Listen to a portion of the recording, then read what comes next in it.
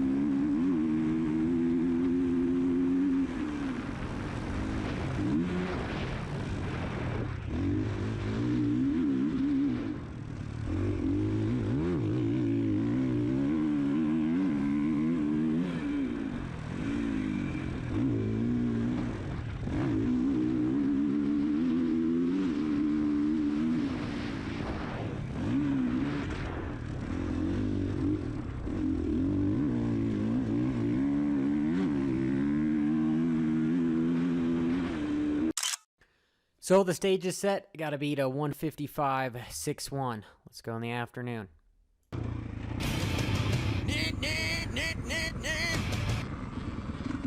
Try traction control.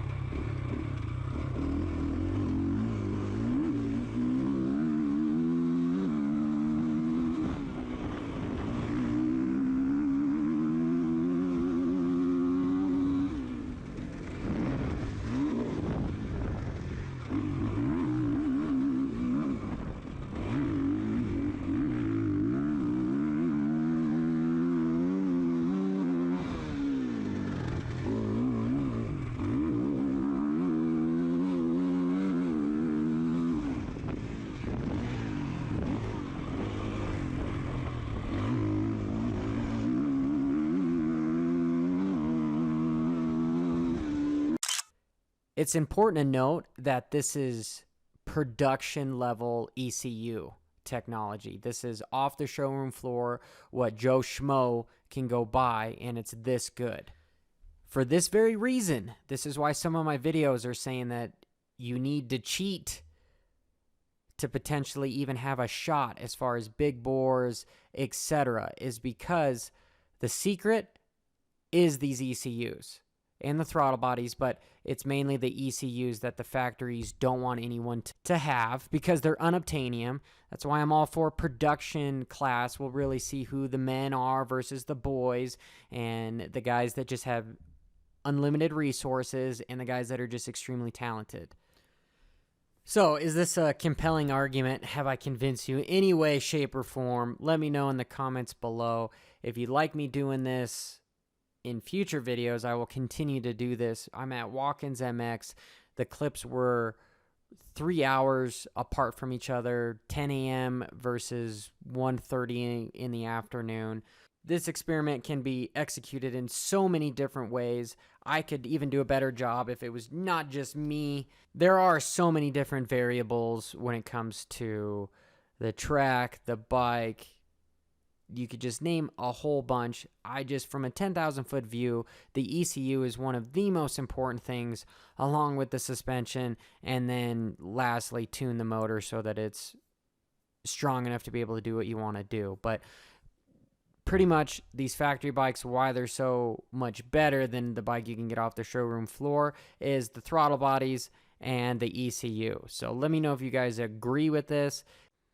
Please give this video a thumbs up, a thumbs down. Let me know in the comments below what your thoughts are. I will continue to do more experiments like this in the future. This was just sort of on a whim, but just so that you guys can understand that ECU can transform the way you ride a motorcycle and make you so much faster on conditions that you wouldn't normally feel comfortable on. So, this is Johnny Hopper.